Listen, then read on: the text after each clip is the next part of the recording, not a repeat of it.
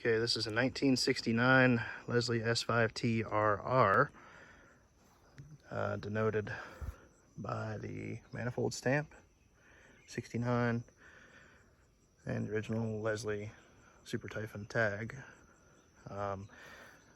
This is a GM&O horn, signified by the tag and by the 25 bell, the big trumpet reversal. Just got the power chambers back in a couple days ago from remachining work by the wonderful machining wizard Michael Muha, and we'll see how this thing does.